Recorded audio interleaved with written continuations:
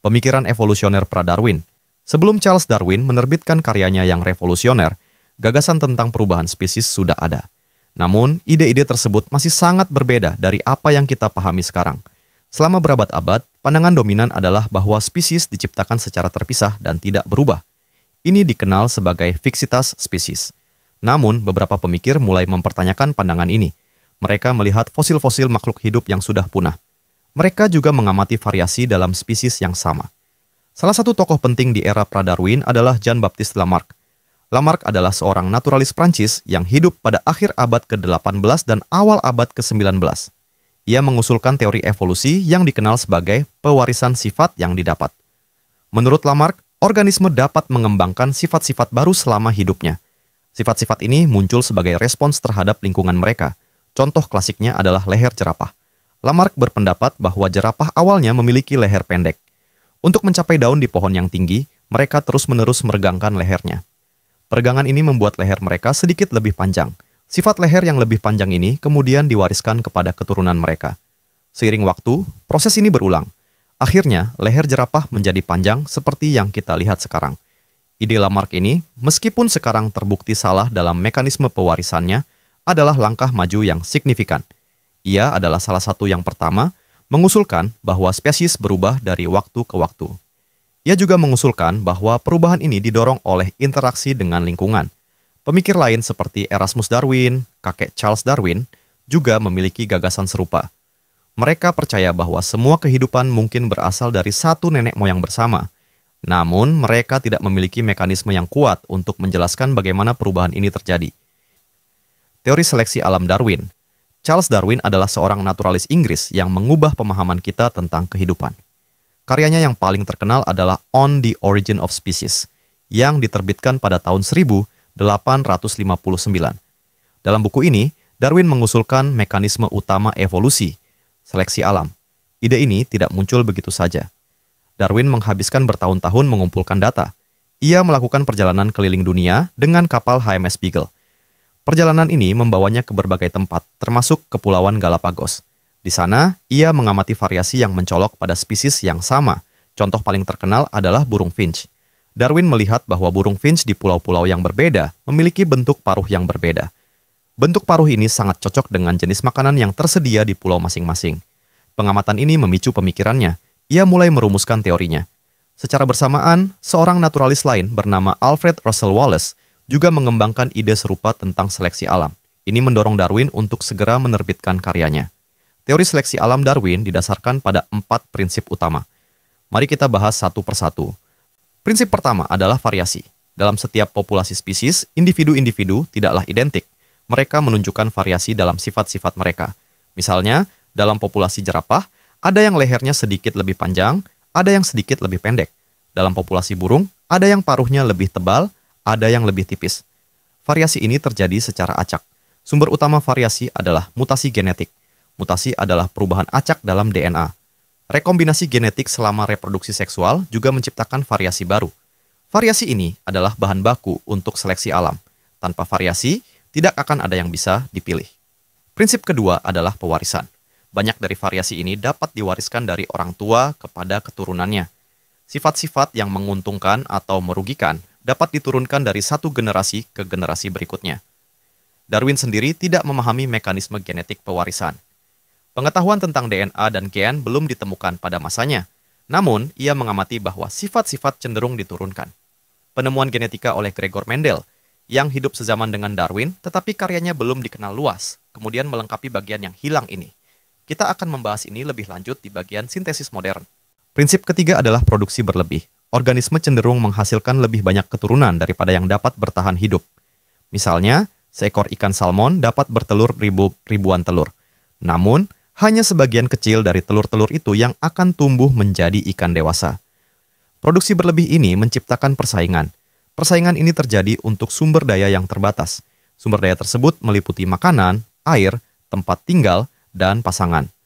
Prinsip keempat, dan yang paling krusial, adalah seleksi diferensial. Karena adanya variasi dan produksi berlebih, tidak semua individu akan bertahan hidup dan bereproduksi dengan sukses. Individu dengan sifat-sifat yang lebih cocok atau menguntungkan untuk lingkungan mereka akan memiliki peluang lebih besar untuk bertahan hidup. Mereka juga memiliki peluang lebih besar untuk bereproduksi. Sifat-sifat yang menguntungkan ini memungkinkan mereka untuk mendapatkan makanan lebih baik, menghindari predator, atau menarik pasangan. Sebaliknya, individu dengan sifat-sifat yang kurang menguntungkan akan lebih sulit bertahan hidup. Mereka juga akan memiliki lebih sedikit keturunan. Seiring waktu, sifat-sifat yang menguntungkan ini akan menjadi lebih umum dalam populasi. Sifat-sifat yang kurang menguntungkan akan berkurang. Proses ini adalah seleksi alam. Alam memilih individu yang paling cocok. Ini bukan proses yang disengaja atau memiliki tujuan akhir. Ini adalah konsekuensi alami dari interaksi antara organisme dan lingkungannya.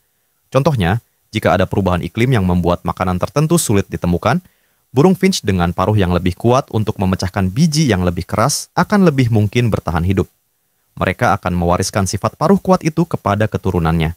Seiring generasi, populasi burung finch akan memiliki paruh yang lebih kuat secara rata-rata. Ini adalah inti dari bagaimana seleksi alam bekerja. Ini adalah pendorong utama di balik keanekaragaman dan adaptasi kehidupan. Darwin memberikan kita kerangka kerja yang kuat ini. Tetapi bagaimana dengan bagian genetiknya? Sintesis modern, Darwin sendiri tidak tahu persis bagaimana sifat-sifat diwariskan. Ia juga tidak tahu dari mana asal-usul variasi dalam populasi. Jawaban atas pertanyaan-pertanyaan ini datang dari seorang biarawan Austria bernama Gregor Mendel. Mendel melakukan eksperimen dengan kacang polong pada pertengahan abad ke-19.